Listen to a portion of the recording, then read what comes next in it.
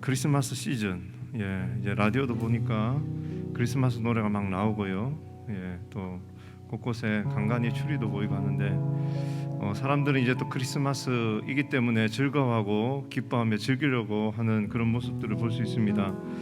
그러나 우리는 크리스마스이기 때문이 아니라 예수 그리스도께서 우리를 위해 이 땅에 오셨음을, 그것을 통하여 기뻐하고 즐거워해야 될 줄로 믿습니다. 오늘 함께 찬양하실 때에 그 기쁨을 함께 나누고 또 하나님께 영광 올려드렸으면 좋겠습니다.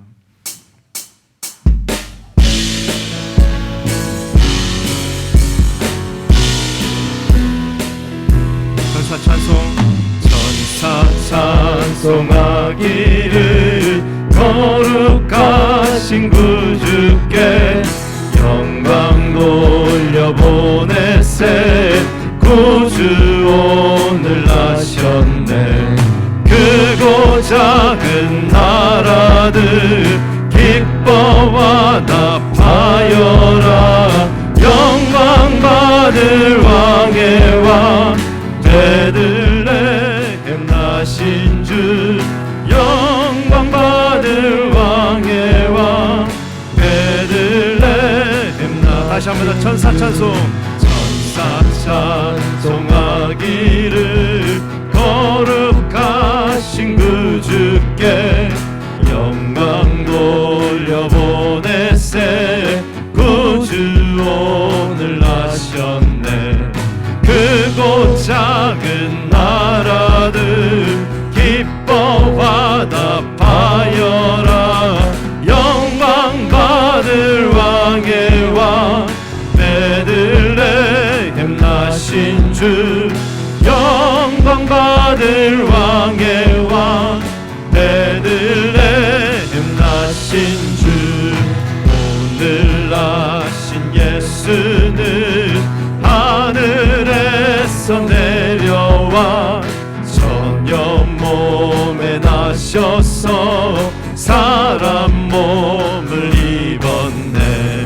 세상 모든 사람들 영원하신 주님께 영광 돌려보내며 높이 찬양하여라. 영광 돌려보내며 높이 찬양하여라. 의로우신 예수는 평화의 왕이시고 세상 빛이 되시며 우리 생명 되시네. 죄인들을 불러서 거듭나게 하시고 영생하게 하시니 함께 찬양하여라. 영생하게 하시니 함께 찬양하여라.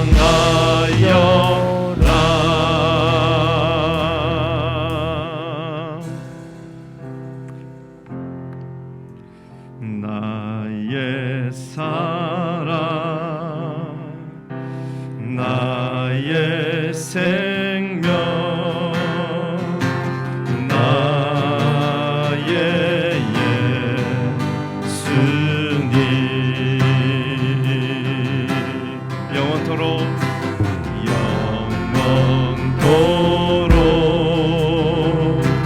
정성 다해 사랑합니다. 사랑합니다. 다시 한 번 더. 나의 사랑 나의 생명 나의 사랑 나의 생명 나의 예수님 영원토록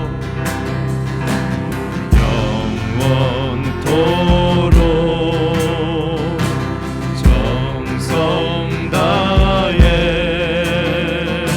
사랑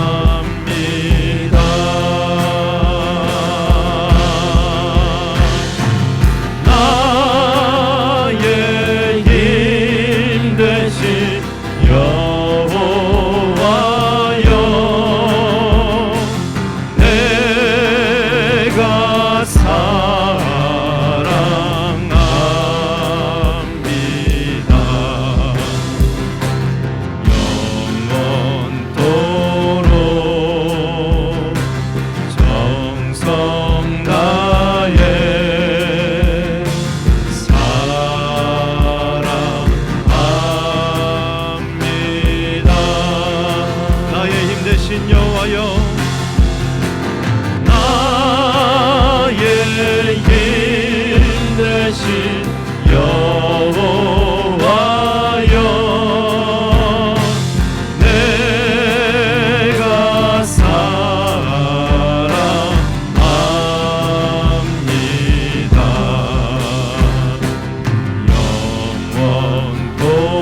영원토록 정성 다해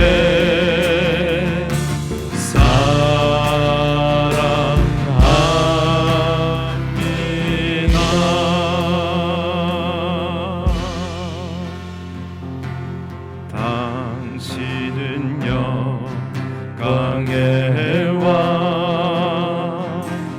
당신은 평강의 왕,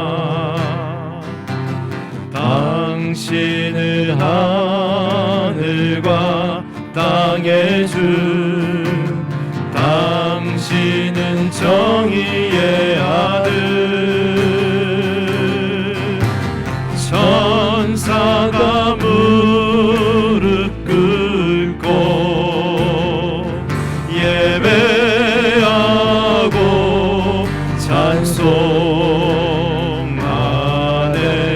영원한 생명 말씀, 당신은 예수 그리스도 주. 호산나 다윗의 자손께, 호산나 불러 왕 중의 왕. 높은 하늘에 영광을 예수 주 메시아네. 당신은 영광의 왕, 당신은 평강의 왕, 당신은 하늘과 땅의 주, 당신은 정의의 아들. 천사가 무릎 꿇고 예배하고 경배하네. 영원한 생명 말씀, 당신은 예수 그리스도 주. 호산나 다윗의 자손께, 호산나 불러 왕 중의 왕. 높은 하늘에 영광을 예수 주 메시아네. 호산나 호산나 다윗의 자손께, 호산나 불러 왕 중의 왕. 높은 하늘에 영광을 예수 주 메시아. 우리 모두 다 일어나서 다시 한 번 더 선포합시다. 호산나 다윗의 자손께, 호산나 불러 왕 중의 왕. 높은 하늘에 영광을 예수 주 메시아네.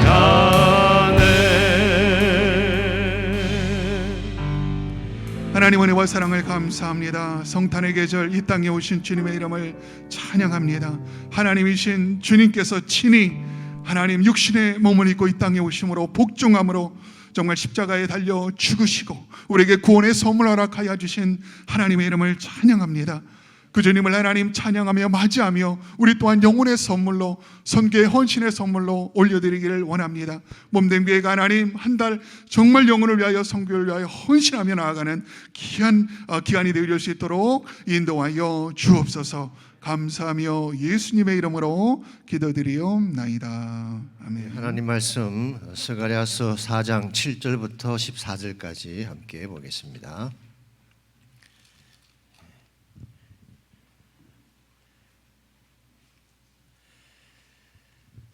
찾으셨으면 한 절씩 교독합니다. 큰 산아 내가 무엇이냐, 내가 스룹바벨 앞에서 평지가 되리라. 그가 머릿돌을 내놓을 때에 무리가 외치기를 은총은총이 그에게 있을지어다 하리라 하셨고, 스룹바벨의 손이 이 성전의 기초를 놓았은즉 그의 손이 또한 그 일을 마치리라 하셨나니 만군의 여호와께서 나를 너에게 보내신 줄을 내가 알리라 하셨느니라.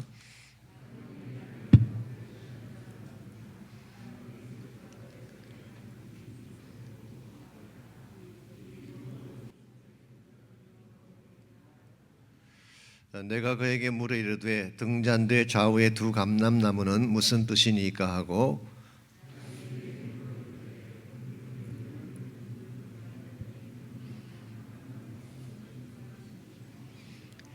그가 내게 대답하여 이르되 내가 이것이 무엇인지 알지 못하느냐 하는지라. 내가 대답하되 내 주여 알지 못하나이다 하니, 이르되 이는 기름 부음 받은 자 둘이니 온 세상의 주 앞에 서 있는 자니라 하더라. 아멘. 무엇이 큰일인가, 이런 제목으로 제가 본문을 잡아봤습니다. 세상이 크게 여기는 것하고 하나님께서 크게 여기시는 것이 다르죠. 예를 들면 여러분이 신문의 그 첫 페이지를 보게 되면 탑 기사들이 나오지 않습니까? 거기에 나오는 탑 기사들은 일반적으로 세상이 크게 여기는 일이나 사건들을 내게 돼 있죠. 예를 들면 주식 가격이랄지 부동산, 정치, 선거, 이런 것들이 주로 탑 기사로 나오는 것을 봅니다. 하나님께도 이것이 가장 큰 이슈일까요? 하나님 마음에도 세상이 크게 여기는 것이 가장 큰 이슈일까요? 아닐 가능성이 많죠. 하나님께서 생각하시는 큰 일과 세상이 말하는 큰 일이 다르다는 것을 우리가 알 필요가 있습니다. 예를 들어서 BC 4년경 전에 팔레스타인 지역에 혹시 신문이 있었다면, 신문이 발행되었다면 탑 기사로 뒤에 뭐가 나오나요?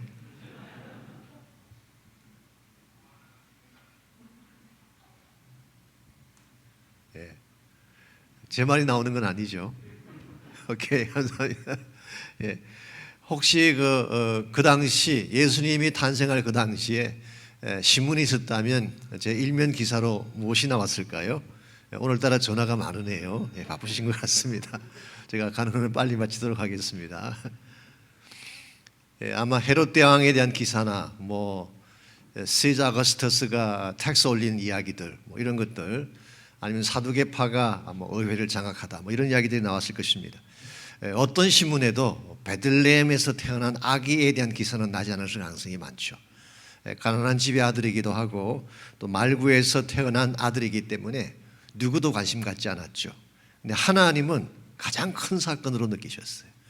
세상은 관심도 갖지 않고 신문에 보도도 하지 않고 누구 하나 케어하지 않았지만, 하나님은 한 아기의 탄생을 가장 큰 사건으로 그렇게 생각하셨습니다. 그래서 누가복음 2장 10절에 보시면은 그 천사가 목자들에게 전한 소식을 말할 때 큰 기쁨의 좋은 소식이다, 그런 표현을 했죠. Good news of great joy. 큰 기쁨의 좋은 소식. 그게 great라고 번역한 이 단어가 메갈렌이라고 하는 헬라 말입니다. 메가톤이란 말 들어보셨죠? 그러니까 우리 사람들이 볼 때는 사소한 사건 같은데 하나님의 마음에는 메가톤급 사건, 그게 바로 예수님의 성탄 사건이죠. 왜냐하면은 예수님께서 오심으로 인류 역사의 방향이 바뀌는 그런 사건이 되었기 때문에. 이런 면에서 오늘 전문가 제가 하나님이 진짜 중요하게 생각하는 것이 무엇인지를 잘 알고 그게 우리 인생을 투자할 때 우리 삶이 바른 열매를 맺을 수가 있습니다. 우리 하나님의 최대 관심사, 하나님이 가장 중요하게 여기시는 것은 하나님 나라죠. 그러므로 하나님 나라에 우리 삶을 투자하고 헌신할 때에 우리가 맺는 열매가 가장 아름답게 되는 것입니다. 이런 면에서 본문의 주제를 보시면은 하나님이 가장 크게 여기시는 일은 하나님 나라이며 그 일에 쓰임 받아야 바른 열매를 남길 수 있다. 그렇게 잡았습니다. 자, 본문으로 들어가겠습니다. 오늘 본문은 5번째 환상이 가지고 있는 영적 의미에 대해 다루고 있다. 7절에서 9절을 읽고 성전 건축 과정에서 무엇이 필요했는지 말해보라 그랬습니다. 7절에서 9절까지는 사실 지난주일 본문에 들어갔던 말씀인데 제가 지난주 사실 설교를 준비하다가 이 부분을 다음 주로 미루고 앞부분에 한 개를 더 플러스해서 대지를 바꿨습니다. 그래서 아마 기억나시겠지만 원래 언총에 대한 걸 다루려다가 이걸 한 주 미루었기 때문에 오늘 제가 같이 포함을 시켰습니다. 7절에서 9절까지를 보시면은 이 스룹바벨을 통해서 성전 건축을 이룩하게 되시는데 이 성전 건축을 이룩하는 과정에서 가장 중요했던 것, 가장 필요했던 것이 무엇 같습니까? 그가 머릿돌을 놓을 때에 무리가 외치기를 언총이 그에게 있을지어다. 여기 언총이란 말은 히브리 말 hand이라는 말은 favor라고 번역할 수도 있고 grace라고 번역할 수도 있어요. 즉 하나님의 특별한 언총, 하나님의 특별한 favor, 하나님의 특별한 은혜가 사실은 건축 과정의 가장 중요한 팩터였습니다. 물론 재정적으로 준비하는 것도 필요했죠. 또 사람들을 모으고 공사에 필요한 모든 도면을 그리고 뭐 요즘 같은 퍼밋 받는 거 이거 참 중요한 일이긴 하죠. 그렇지만 이 모든 과정 속에 하나님의 은혜가 없었더라면 이런 이룰 수가 없었습니다. 저희들 교회에서도 건축을 할 때 이걸 많이 경험했지 않습니까? 우리가 아무리 노력하고 애써도 안 되는 것을 하나님이 도와주시니까 풀리잖아요. 우리 공청회도 쉽게 끝나고 시리즈 퍼밋도 잘 주시고 은행의 돈도 잘해 주시고 가장 좋은 조건으로 모든 걸 해주신 과정을 보게 되면 결국 건축은 우리가 한 것이 아니라 하나님의 은혜다 그렇게 말할 수 있어요. 오늘 본문에서 말하고 있는 스룹바벨의 성전도 마찬가지입니다. 하나님이 은혜를 베푸실 때 그래서 우리가 하나님 나라 일을 하려면 제일 먼저 알아야 될 게 뭐냐고 하면 은혜 없이는 할 수 없다. 이 은혜에 대한 인식이 필요합니다. 자, 은혜라고 하는 것이 어떤 것을 말할까요? 조금 더 구체적으로 좀 나눠 설명하자면은 하나님의 은혜라고 하는 것은 하나님의 도우심을 말합니다. 하나님이 개입하셔서 도와주시는 것이 은혜예요. 그래서 오늘 이 스가랴서에 나오는 백성들의 마음이 하나가 되고 원래 나눠졌던 그 백성들이 다 한 목소리로 언총이 스룹바벨에게 있을지어다 외치지 않습니까? 이렇게 만들었던 근본 원인자가 하나님이에요. 그래서 하나님이 도와주시면 깨어진 마음들이 하나가 되고 막힌 것이 풀어지게 되는 것입니다. 두 번째로 하나님의 채우심을 은혜라고 말합니다. fulfill하는 것이죠. 우리에게 필요한 모든 것을 채워주시는 것, 이게 하나님의 은혜예요. 여러분과 제가 구원받는데 필요한 게 무엇이 있었나요? 여러분과 제가 우리 모든 죄를 사함받고 구원받으려면 필요한 것이 있었죠. 그 필요한 게 뭐예요? 누군가가 대가를 대신 지불해 줘야 돼요. 그냥 구원받을 수가 없습니다. 죄를 지었기 때문에 다 우리는 멸망받아야 되는데 누군가가 우리의 죄를 대신 지불해 주셨죠. 그렇게 함으로써 하나님이 요구하시고 율법이 요구하는 모든 것들을 풀필해 주셨어요. 그게 은혜예요. 그래서 우리가 구원받게 된 것도 하나님의 채우심을 통해 구원받게 된 것이죠. 세 번째는 하나님의 이루심을 말합니다. 시작도 하나님이 하시지만 또 채우시는 것도 하나님께서 하시지만 궁극적으로 완성하고 이루시는 분은 하나님이에요. 그래서 9절을 보시게 되면 스룹바벨의 손이 이 성전의 기초를 놓았은즉 그의 손이 또한 그 일을 마치리라. 시작하신 분도 하나님이시지만 스룹바벨의 손으로 성전 건축을 마치게 하시는 분도 하나님이다 그런 뜻이에요. 그러므로 하나님의 은혜 없이는 일을 시작할 수도 없고 진행할 수도 없고 마칠 수도 없는 이게 은혜입니다. 그래서 여러분과 제가 크리스찬 삶을 살아가면서 혹은 하나님 나라 일을 한다고 하면서 은혜를 망각한다면 할 수가 없어요. 빌립보서 1장 6절에 보시면은 너희 안에서 착한 일을 시작하신 이가 그리스도 예수의 날까지 이루실 줄을 우리가 안다 그랬죠. 하나님이 구원을 시작하셨고 주님이 오시는 그날까지 구원을 완성하실 분도 하나님. 그래서 우리 구원 사건도 그렇고 크리스찬 라이프도 그렇고 모든 것은 하나님의 은혜를 따라 해야 된다. 그래서 우리가 하나님의 은혜를 따라하지 아니하면 하나님이 일을 할 수 없다. 이걸 우리가 배울 수가 있습니다. 2번 문제, 스룹바벨의 성전을 사람들은 어떤 눈으로 본 것 같은가? 10절을 읽고 그것을 작은 것으로 여긴 이유에 대해 나눠보라 그랬습니다. 10절 보시면 작은 일의 날이라고 멸시하는 자가 누구냐? 자, 이 말씀을 적은 이유가 뭘까요? 백성들 중에 누군가가 이 성전 건축을 보면서 이건 작은 일이다, 이건 별 볼 일 없는 일이다 라고 말한 사람이 있었던 것 같아요. 자, 왜 이 성전 건축을 어떤 사람들은 작게 보았을까요? 아마도 제일 첫 번째 이유는 솔로몬의 성전과 비교했기 때문일 가능성이 많습니다. 아신 대로 솔로몬의 성전은 굉장히 크고 화려했습니다. 그 옛날에 솔로몬 성전을 보았던 사람들이 스룹바벨의 성전을 보니까 너무 초라한 거예요. 그래서 이 솔로몬의 성전과 비교를 해보았을 때 너무 작게 여겼을 가능성이 있죠. 같은 맥락이지만 또 한 가지 이유는 인간적인 눈으로 보았기 때문에 작게 보인 것입니다. 인간적인 기준에서 보면은 작을 수가 있죠. 오늘 세상 사람들이 크다 작다, 성공했다 실패했다고 할 때 기준이 뭔가요?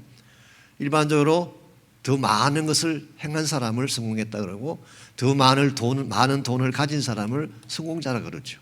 그러니까 세상 기준은 큰 것이 바로 많은 거예요. 화려한 거예요. 근데 하나님의 기준도 그럴까요? 그렇지 않죠. 그래서 오늘 본문에서 작다고 얘기했던 사람들의 그 작게 본 스룹바벨의 성전을 작고 초라하게 본 첫 번째 이유는 솔로몬의 성전과 비교했기 때문이고, 두 번째는 인간적인 시각으로 보았기 때문에, 즉 하나님의 시각이 아니고 사람의 가치 기준으로 보았기 때문에 작게 보인 것입니다. 근데 하나님도 이 성전 건축을 작게 보았을까요? 오늘 본문 말씀이 하면 그게 아닌 걸 알 수가 있죠. 그래서 감히 누가 이 일을 작은 일이라고 멸시하느냐라고 되물으면서 책망을 하시고 계십니다. 하나님의 눈으로 볼 때 이 성전 건축은 솔로몬이 지었던 성전 건축보다 훨씬 더 위대하고 큰 일이었어요. 이유가 뭔지 아십니까? 단순히 건물을 짓는 것만 생각한다면 솔로몬의 건물이 더 클 수 있겠지만, 이 성전 건축을 통해 하나님이 마음에 두신 것은 하나님 나라 비전이에요. 그래서 이 성전 건축 안에 하나님 나라가 들어있어요. 그래서 하나님은 지금도 하나님 나라 사건을 가장 큰 사건으로 여기시고 하나님 나라 일을 하는 것을 큰 일을 한다고 말씀하세요. 여러분께서 세상에서 아무리 큰 직함을 가지고 계셔도 하나님 나라 일을 하지 아니하면 하나님 보실 때는 별 볼 일 없는 일이에요. 죄송한 말씀이지만 하나님은 그거 별로 카운트하지 않았어요. 그런데 세상이 작게 보더라도 하나님 나라 일을 하는 경우에는 위대한 일이 돼요. 큰 일이 돼요. 예를 들어서 만일 인간적인 시각으로만 본다면 선교하시는 분들 어떻게 생각하세요? 세상적인 시각에서 본다면 돈을 벌 수 있는 자리도 아니고 사람들이 알아주는 것도 아니고 환경이 좋은 것도 아니고 그 아까운 시간 다 그곳에 가서 투자하잖아요. 아마 인간적인 시각으로만 본다면 아마 스투핏할 거예요. 낭비라고 생각하실지 몰라요. 근데 하나님은 그런 사역자를 어떻게 볼까요? 큰 일을 하는 분으로 보고 있어요. 그래서 여러분과 여기서 깨달아야 될 중요한 진리가 뭐냐고 하면 하나님이 크게 여기시는 일을 하셔야지 큰 일을 하는 자가 돼요. 하나님 교회에서 세상 사람들이 크게 여기는 일만 자꾸 따라다니시는 분들은 하나님 보실 때는 큰 일 못 하시는 분들이에요. 하나님이 크게 계시는 일, 하나님이 중요하게 계시는 일, 그게 바로 생명이에요. 그게 복음이에요. 이걸 위해 투자하고 이걸 위해 일하는 사람을 하나님은 크다고 말씀하세요. 그래서 무엇이 큰일인가? 하나님의 일이 큰일이에요.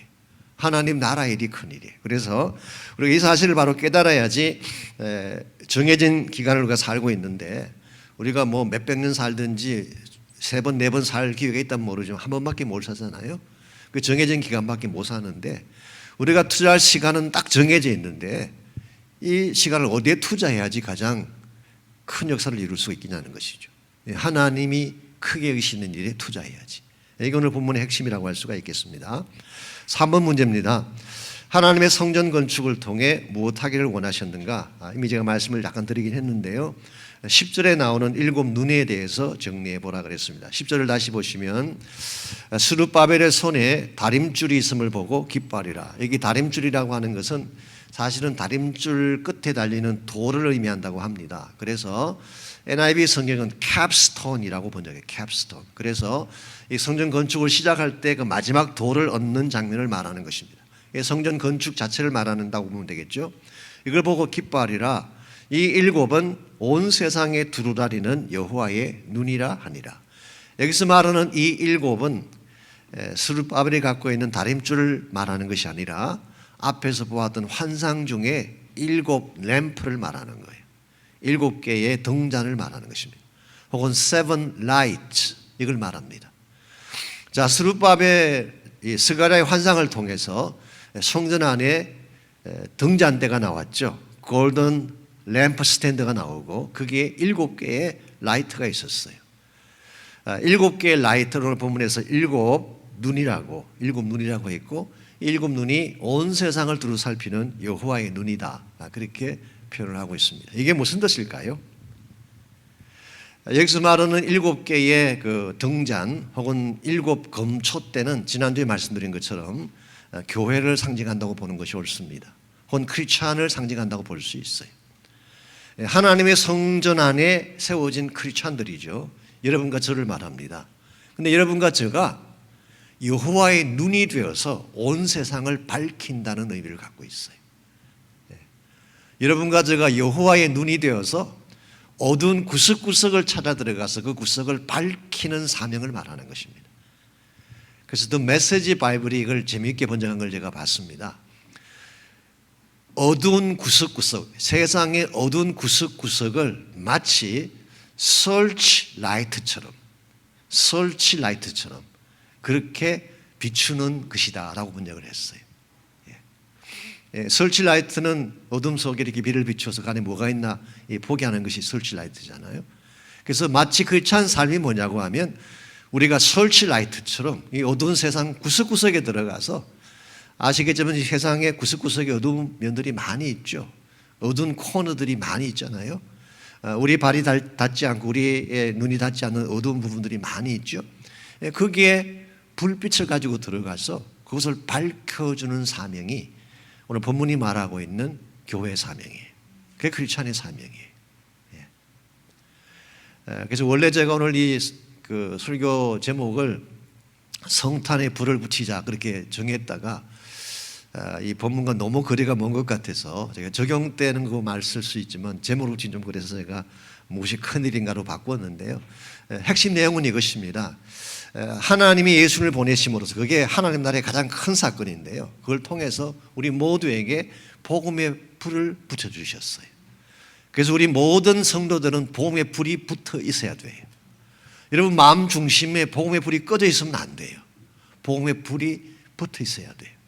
자, 이 붙은 불을 가지고 어디로 가야 될까요?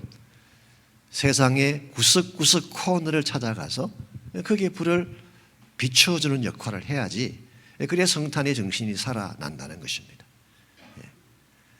그래서 오늘 제가 목자시를 적으면서 이걸 좀 적었습니다. 성탄의 빛은 변방에 먼저 비치다 그렇게 제가 적었어요. 변방이라고 하는 것은 주변을 말합니다. 성경 그 이사야서 9장 2절에 보게 되면 흑암에 있는 자들에게 이 세상의 어두운 그늘에 있는 자들에게 빛이 비치려다. 메시아께서 오시는 사건을 그렇게 설명하고 있어요. 그래서 성탄의 빛이 비쳤을 때에 그것이 예루살렘이나 팔레스타인에게만 비친 것이 아니라 사실은 저 변방에 먼저 비춰졌어요. 그래서 그 멀리 변방에 있던 maybe 중동 지역 같습니다. 바벨론이 있던 지역, 페르시아 지역 거기에 있던 이방인들이 그 빛을 보고 베들레헴으로 찾아온 거예요. 그들을 우리는 동방 박사들이라고 부르고 있죠. 그걸 보게 되면 예수님께서 탄생하실 때 그 빛이라고 하는 것이 예루살렘에만 비친 게 아니에요. 저 변방에 먼저 비춰졌어요. 이게 사실은 성탄입니다. 성탄의 빛은 한 곳에 머무르면 안 돼요. 변방까지 나가야 돼요. 그래서 중앙아시아를 통과하고 중동을 통과해서 변방까지 나가는 것이 성탄의 정신이죠. 그래서 이것이 우리가 해야 될 역할이라고 할 수가 있겠습니다. 4번 문제입니다. 등잔대 좌우의 두 감람나무는 궁극적으로 무엇을 의미하는 것일까? 메시아가 가지신 두 가지 직분에 대해서 정리해 보라 그랬습니다. 이것도 지난주에 잠깐 소개는 해드렸는데요. 1절부터 14절까지 내용인데 등잔대가 보이고 좌우에 두 감람나무가 보였잖아요. 이 두 감람나무는 이미 우리가 설명을 드린 것처럼 역사적으로는 스룹바벨과 여호수아를 말하는 것입니다. 즉 총독 스룹바벨과 대제사장 여호수아를 의미하는 것입니다. 그런데 오늘 이 해석을 통해서 오늘 이 본문의 말씀은 그 보았던 환상의 영적인 해석인데요. 해석을 통해서 이것이 단순히 역사적 두 인물만 의미하는 것은 아니라는 것을 우리에게 보여주고 있어요. 14절을 보시면 이르되 이는 기름 부음 받은 자 둘이니 온 세상의 주 앞에 서는 자라고 그렇게 말씀하고 있습니다. 그래서 온 세상 앞에 서게 될 두 사람이에요. 기름 부음 받은 두 사람이에요. 여기에 대한 해석은요, 먼저 요한계시록 11장에 보게 되면 두 정인이 나옵니다. 두 정인이 나오고 이 두 정인을 두 감람나무 혹은 두 등불이라고 이렇게 밝혔죠. 두 촛불인가요? 등불인가요? 그게 그 요한계시록 11장에 나옵니다. 두 정인이 나오죠. 1260일 동안 예언을 할 두 정인, 이것을 두 감람나무와 두 촛대라고 이렇게 표현을 했어요. 그래서 종말론적인 것을 강조하는 분들, 특별히 여러분이 좀 생소하시지만 우리 신학 기술이 말하는 세대주의자들은 이 말씀을 그렇게 해석하고 있어요. 장서 예수님 오시기 직전에 대환란이 일어났을 때에 두 정인이 등장할 것을 말하는 것이다. 그래서 이 본문을 문자적으로 그대로 해석한 것이죠. 두 개니까 두 사람이죠, 당연히. 그래서 두 감람나무, 두 금촛대를 그렇게 본 것입니다. 아마 이와 같은 해석에 좀 베이스를 둔 나머지 지금은 다 지나갔지만 한때 우리 한국을 휩쓸었던 시한부 종말론자들이 있었죠. 그때 누구예요? 다미선교회인가요? 다미선교회. 그 다미선교회에서 이걸 그대로 문자적으로 사용을 해가지고 두 명의 청년을 세우고 그 청년들을 두 정인이라 그러고 집회를 인도하고 그랬었어요. 그래서 이 두 청년이 제가 이름도 다 알았는데 옛날에 잊어버렸지만 그 이름들이 있어요. 이름들이 있고 나중에 청년들이 큰 후에 자기들이 잘못했다고 자백까지 했지만 어쨌든 그 당시 그렇게 했었는데 그 당시는 소년이었어요. 두 소년인데 두 아이들 데려다 놓고 두 정인이라 그러고 그때 수많은 사람들 그 앞에 가서 헌금하고 난리쳤었어요. 이걸 문자적으로 해석해서 그런 것입니다. 둘이니까 두 사람이고 두 정인이니까 뭐 앞뒤가 맞는 것처럼 보이죠. 그러나 요한계시록 11장에서 말하는 그 두 정인은 문자적으로 해석하면 안 됩니다. 마지막 대환란 기간 동안에 정말 곳곳을 다니면서 순교를 각오하고 복음을 전하는 사람들을 예표하는 것이지 이걸 문자 그대로 두 사람으로 생각을 해서 두 정인을 세운 것은 굉장히 위험한 해석이고 잘못된 해석입니다. 성경 전체를 보지 않는 해석이에요. 그래서 오늘 이 말씀은 사실은 대다수의 우리 복음주의적 입장에 있는 분들은 그렇게 해석합니다. 장차 오실 메시아 예수님을 의미하는 것이라고 보는 것이 가장 보편적인 해석이에요. 그럼 왜 두 명이냐라고 이제 반문할지 모르죠. 그것은 이렇게 설명을 합니다. 사실 한 분이지만 두 가지 직분을 가진 자를 말하는 거예요. 그래서 two officers in one person 그 케이스예요. 그래서 제가 지난주에 잠깐 소개해드렸습니다. 예수님에게는 사실은 세 가지 직분이 있었죠. Three officers in one person이에요. 첫째가 선지자. 선지자는 예수님이 공생애 3년 동안 행하신 일이 선지자적 일을 하신 거예요. 말씀을 프리칭하셨죠. 그게 선지자예요. 그게 산상수훈이니 회개를 촉구하는 말씀이니 그게 전부 다 선지자가 하신 것이죠. 두 번째가 제사장입니다. 예수님의 제사장직은 십자가에 달려 운명하는 그 순간부터 다시 오실 때까지가 제사장직이에요. 십자가에 달려 돌아가실 때 본인 자체가 제물이 돼서 단번에 드려진 제물이 돼서 죽으셨잖아요.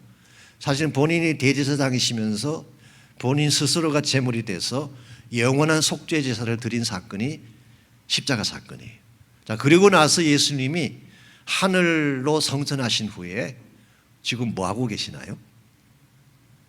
하나님 보좌 우편에서 뭘 하고 계세요?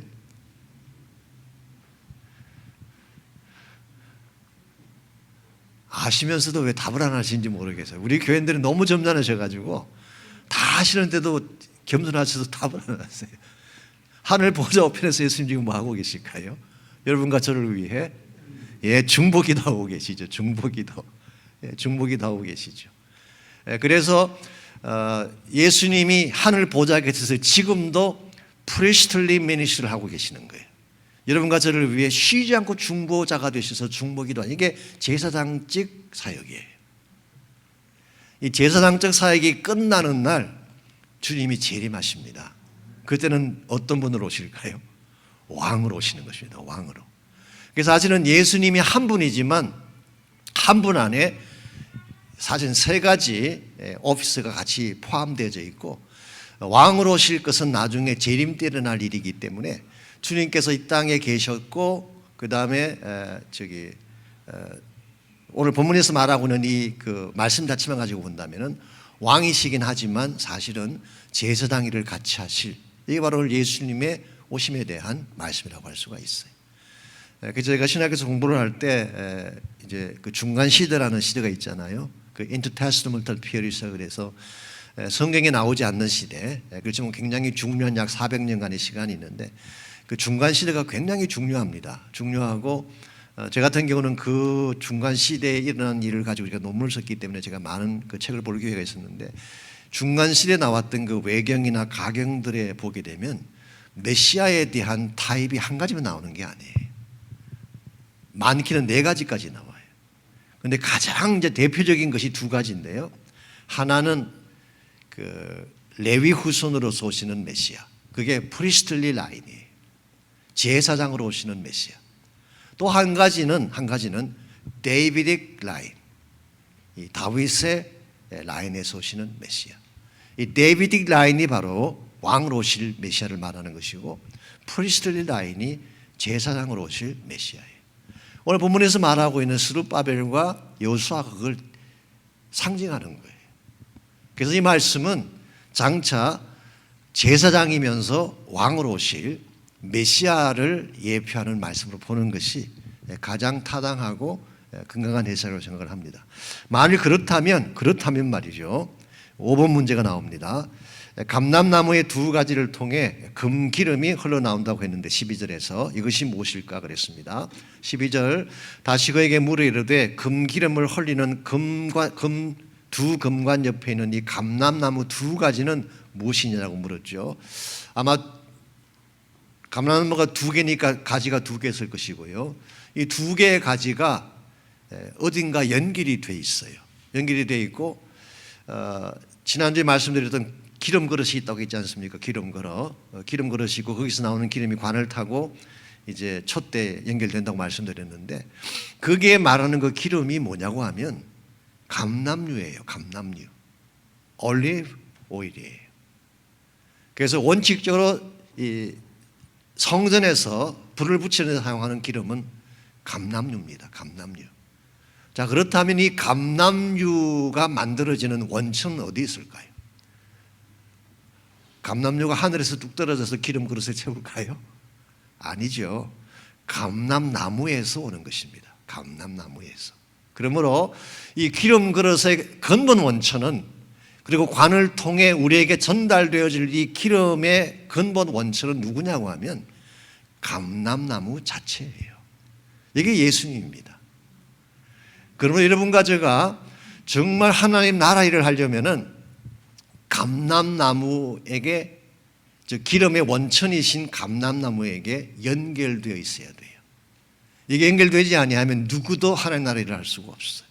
그래서 우리가 이 감람나무 대신 예수님에게 연결되어 있으면 뭘 공급받느냐고 하면 그냥 기름이 아니에요. 오늘 본문이 뭐라고 그랬어요? 여러분이 좋아하시는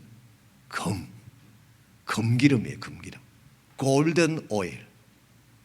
금기름.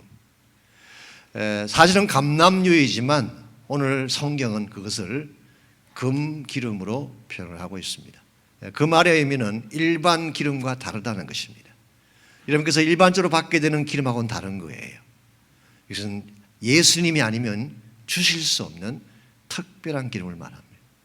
그러면 이 기름은 maybe 우리의 생명을 주는 기름일 수도 있고, 거룩하게 만드는 기름일 수도 있고, 우리를 파워풀하게 만드는 기름일 수도 있어요. 그래서 이것을 통칭해서 성령의 기름 부음과 같다고 보면 됩니다. 그게 우리를 일하게 하고 살게 하고 능력 있게 하는 것입니다. 이와 같은 커넥션이 없으면 하나님 나라 일은 할 수가 없어요.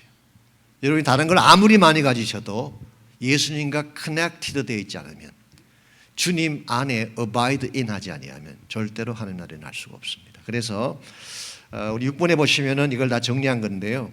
하나님의 큰일은 하나님 나라이다. 하나님 나라에서 가치 있게 쓰임 받으려면 무엇이 필요할까? 첫 번째로 은혜에 대한 인식이 필요하죠. 이걸 제가 grace가 동사이기도 합니다. 은혜를 베푼다 혹은 은혜를 받는다. 그래서 우리가 제일 먼저 하나님 나라를 하려면 은혜를 먼저 알아야 돼요. 은혜를 먼저 알아야 돼요. 두 번째로 우리 역할에 대한 인식이 필요하죠. 우리 역할은 lighted.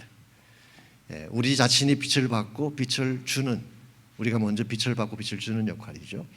세 번째가 연결, connected. 이 세 가지 단어로 제가 요약을 해보았습니다. 그래서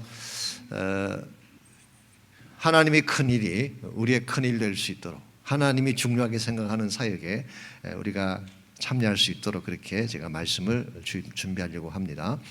나눔과 적용 파트를 보시기 바랍니다. 1번 문제, 오늘날 성탄에 대해 세상 사람들은 어떤 인식을 갖고 있을까? 당신은 성탄이 어느 정도로 중요한 가치가 있다고 생각하는가? 이건 뭐 나누실 수 있겠죠. 세상 사람들은 성탄을 어떻게 보고 있나요? 기껏해야 기독교의 한 종교 의식 정도로 대부분 생각하고 있어요. 불교에 초파일이 있는 것처럼 기독교는 성탄이 있지, 보통 그 정도로 생각합니다. 그게 그 정도 생각해 주는 것도 많이 생각해 주는 거예요. 아니면 커머셜, 뭐 이 백화점 같은 쇼핑, 아니면 파티, 연말 연시를 맞이해서 동창회도 모이고 뭐 식구들도 모이는 파티의 사건으로. 그래서 여러분이 생각하는 성탄의 가치하고 세상이 말하는 성탄의 가치를 조금 구별하면 좋겠어요. 여러분들은 성탄 그러면 가장 중요하게 생각할 게 뭔가요? 미션, 생명, 복음 그런 거겠죠. 2번 문제입니다. 하나님이 크게 여기시는 것과 세상이 크게 여기시는 것이 다르다. 하나님이 크게 여기시는 것은 무엇일까? 자신의 생각을 나눠보라. 말씀드린 것처럼 생명을 하나님 크게 여기시고, 하나님 나라를 크게 여기시고, 복음을 크게 여기시고, maybe 우리의 거룩한 삶을 크게 여기실지도 몰라요. 그래서 세상이 말하는 크다는 개념하고 하나님이 인정하시는 큰 건 다른 거예요. 그렇죠? 그래서 우리의 관심사가 하나님의 큰 일인가, 세상이 말하는 큰 일인가, 여기에 따라서 여러분의 인생 내용이 달라질 것입니다. 3번 문제, 하나님 나라의 일은 우리의 뜻이나 노력만으로 할 수 없다. 당신은 은혜를 따라 살아야 된다. 그렇게 살려면 무엇이 필요한지 나눠보라고 했습니다. 하나님 나라의 일은 여러분이 노력한다고 되는 거 아닙니다. 여러분이 뜻을 정한다고 되는 게 아니라 은혜를 따라 일을 해야 돼요. 은혜를 따라. 은혜를 따라 일한다는 말의 뜻은 하나님이 일하시게 해야 돼요. 하나님이 앞장서시게 해야 돼요. 사실은 하나님이 모든 걸 다 준비해 놓으시고 우리를 초청하신 거예요. 우리는 그냥 순종만 하면 돼요. 그게 은혜를 따라 사는 것입니다. 그런데 가끔 그렇게 안 하잖아요. 내가 먼저 정해놓고 내 뜻을 정한 후에 하나님 보고 따라오라 그럴 때도 있고, 내 뜻대로 하려다가 안 되면은 포기하기도 하고 그러는데, 그러지 말고 은혜를 따라 사는 삶. 하나님이 먼저 일하시게 하는 것이죠. 4번 문제, 성도는 온 땅에 빛을 전하는 자들이다. 당신은 그 역할을 하고 있다고 생각하는가? 그 일을 하려면 무엇이 필요할까? 여러분 그 역할을 하고 계시죠? 이번에 우리 한생명 축제에 참여하는 분들은 다 역할을 하시는 것입니다. 그렇죠? 그래서 우리 온 교회가 우리 생명을 전하는, 빛을 전하는, 복음을 전하는 역할을 할 수 있도록, 이걸 하려면 내 안에 먼저 빛이 임해야 되지 않겠어요? 그래서 내 안에 먼저 성탄의 빛이 임하고 예수님의 빛이 임하는 것, 그리고 이 빛을 가지고 우리가 땅 끝 속에 나아가서 또 빛을 전하는 삶. 5번 문제, 감람나무에 연결되어 있지 않으면 금기름을 공급받을 수 없다. 즉 주님이 주시는 특별한 은혜, 특별한 능력을 받을 수 없다는 뜻입니다. 세상적인 것은 받을 수 있겠지만 주님이 주시는 골든 오일은 주님께 커넥돼야만 받을 수 있는 거예요. 생명이나 평안이나 기쁨, 이게 다 골든 오일이죠. 그래서 예수님과 얼마나 깊이 연결이 되어 있는지 그걸 좀 나누시면 좋겠습니다. 우리 제자 훈련하신 분들은 이걸 뭐 12주 동안 계속 강조를 하시고 그러셨는데, 하나님과 깊은 관계를 맺는 것. 제가 지난주 화요일 날 우리 스텝 미팅에서 그런 소개를 해드리고, 그렉 로리 목사님이 보낸 거 이메일에서 나온 내용을 좀 제가 소개를 해드리는데요. 오늘 많은 그 크리스천들이 영어로 perspiration이 있고 inspiration이라는 말이 있어요. inspiration은 영감이죠. 영감. 근데 perspiration이 뭐 P-E-R-S, perspiration이 뭐냐고 하면은 sweat, 땀, 노력 그런 말이에요. 오늘날 대다수의 그 사역자들이 they tend to work with perspiration instead of inspiration. 그런 이야기를 그렉 로리가 했어요. perspiration을 따라 일하는 사람은 자기 노력으로 일하는 사람이에요. 자기가 땀을 흘려서 뭘 만들려고 하는 사람. 그렇게 하다 보니까 번아웃되고 넘어지게 되고 결국은 사역을 포기하는 경우를 많이 본다는 것입니다.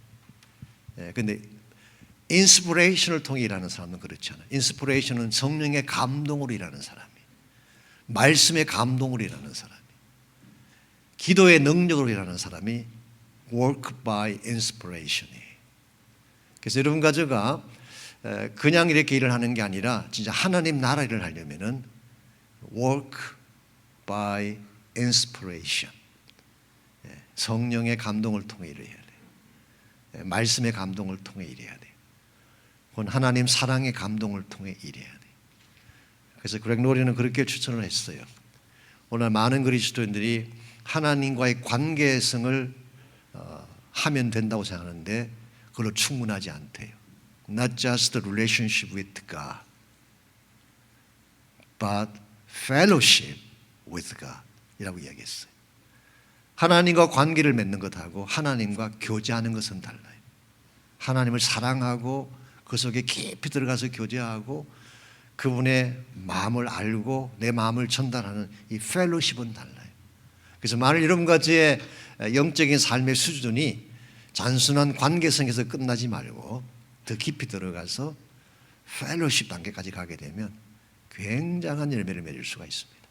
굉장한 열매를.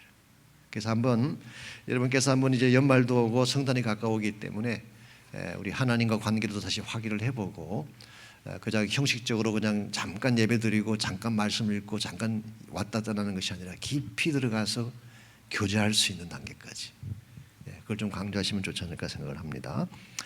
함께 기도할 제목에 보시면은 한 생명 가슴에 품고 기도하는 것. 아까 우리 최공사님 광고를 해주신 것처럼 그 한 생명을 적어내게 하고 이제 그걸 마음에 품고 기도를 하는 것입니다. 그래서 지금 당장 그분이 나오지 않더라도 우리가 한 달, 두 달 동안 계속 기도하면 하나님 이제 그들을 나오게 하시고 변화시켜 주지 않겠습니까? 그래서 한 생명을 가슴에 품고 기도하게 하는 것. 이 캠페인 이름이 한 생명이기 때문에 또 어떤 분은 딱 한 생명을 지키려고 애쓰는 분이 계세요. 두 명은 절대 안 하려고 한 명으로 끝내야 된다는 그 뜻이 아닌 거 아시죠? 한 생명 한 생명을 계속 하시면 돼요.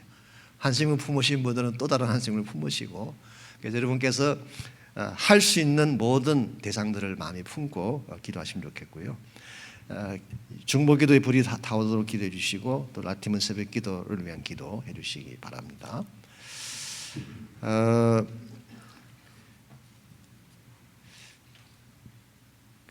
아직 확정이 되진 않았지만 사실은 이 중보기도 할 수 있는 시간이 그렇게 많지가 않습니다. 우리 캘린더를 봤더니 이제 금요일 저녁에 보통 우리가 집회 끝나고 나서 이제 옛날 페이트 할 때도 중보기도를 하고 그랬는데 오는 17일 금요일이 우리 성탄 행사가 있는 금요일입니다. 그러다 보니까 아무래도 저 비전 센터에서 모임을 갖게 될 것 같고 또 모든 교우가 나와서 찬양도 하고 그렇기 때문에 시간적으로 굉장히 제한이 돼 있어요. 그리고 그 다음 금요일이 24일이에요. 크리스마스 이브예요. 그래서 아무래도 그날은 저희들이 모임 갖는 게 어렵지 않을까 생각을 합니다. 아마 가족들도 많이 오실 거고 또 그 다음 날이 또 크리스마스 데이니까 그래서 24일 하는 것도 힘들어지고 그 다음 금요일이 31일인데 31일은 송구 영신 예배가 있어요. 그래서 뭐 차 떼고 포 떼고 하니까 남는 게 없어. 그래서 어떻게 할까 고민하다가 제가 이한미 씨한테 이메일을 보내드렸는데요. 유일한 한 가지 가능성이 이 시간이에요. 이 시간. 그래서 지금 제 생각으로는 17일 저녁에 우리 그 선교를 위한 기도할 때 그때는 제가 한 생명을 위한 기도를 하려고 합니다. 그때 가장 많이 나오실 때이고 또 선교를 위한 기도 시간이기 때문에 제가 조금 말씀을 줄이더라도 좀 기도하는 시간을 갖도록 하려고 생각하고 있고 그 외에 나머지는 지금 수요일 저녁에 나오신 여러분하고 같이 좀 기도할 수밖에 없습니다. 그래서 12월 달은 수요일 저녁에 앞쪽에 조금 찬양을 조금 줄이든지 한 두 곡으로 줄이고 또 앞에 제가 조금 더 줄이고 그 대신 이 끝나고 나서 한 뭐 10분이든 20분이든 우리 한생명 축제를 위해서 좀 같이 기도할 수 있도록 그래서 우리 목자님들하고 교회장들이 같이 기도해 주시면 굉장히 더 효과적이지 않을까 생각을 합니다. 그래서 12월 한 달은 그렇게 하고 1월 달로 넘어가게 되면 그때는 금요일 저녁에 우리가 축제 당일까지 중보기도 하도록 그렇게 해서 합니다. 됐죠? 괜찮죠? 그렇게 해도? No objection? 부하신 분 안 계시죠? 오케이. 우리 같이 한번 기도하고 마치도록 하겠습니다. 우리 기도할 때 정말 하나님이 성탄이라는 큰 축복을 주셨는데 이미 그 자체가 은혜입니다. 그래서 저희 교회가 이 성탄의 은혜에 대해서 감사하고 감격해하고 이 복음을 마음에 안고 정말 이 땅의 구석진 곳 어두운 곳에 성탄의 빛을 전하는 우리가 될 수 있도록 기도하시고 이제 한생명 축제를 하나님 주셨는데 정말 내가 반드시 전도해야 될 한생명을 마음에 품고 함께 기도하면 좋겠습니다. 같이 한 목소리로 기도하고 마치겠습니다. 기도합니다. 하나님 감사합니다. 우리를 사랑해 주셔서 예수님이 땅에 보내주시고 성탄의 빛 복음의 빛을 통하여서 하나님 나라의 영광을 보게 하신 것을 감사합니다. 참으로 연약하고 미약한 저희들이지만 주의 성령께서 우리를 강건해 주시고 우리 심령 가운데 새 능력과 새 은혜를 베풀어 주셔서 하나님의 거룩한 뜻과 사명을 온전히 잘 감당해 나갈 수 있도록 은총을 베풀어 주시옵소서. 한생명 축제를 주신 하나님 감사합니다. 한생명 축제가 주 앞에 큰 영광이 될 줄 믿습니다. 정말 잃어버린 영혼을 가슴에 안고 남은 두 달 동안 정말 온 교회가 온 교구가 온 양무리가 전심을 다해 기도하는 가운데 하나님께서 예비하신 귀한 생명들을 주 앞으로 인도할 수 있도록 도와주시고 이것이 하나님 앞에 영광이 되게 하시며 주의 나라를 세우는 데 크게 쓰임받는 교회가 될 수 있도록 은총을 베풀어 주시옵소서. 하나님 감사합니다. 우리 힘으로 산 것이 아니라 우리의 능으로 산 것이 아니라 하나님의 은혜로 여기까지 살게 하신 것 감사합니다. 이제 은혜에 대한 보답을 할 수 있는 우리 모두가 되게 하셔서 이 성탄의 계절 주님 오신 이 아름다운 계절에 주님의 사랑을 우리 가슴 속에 새겨주셔서 한 생명 한 생명을 향하여 복음 들고 나갈 수 있는 저희가 되게 도와주시고 저희 몸된 교회가 땅끝까지 성탄의 빛을 전하는 데 쓰임받는 교회가 될 수 있도록 은혜를 베풀어 주시옵소서. 감사하오며 예수님의 이름으로 기도하옵나이다. 아멘.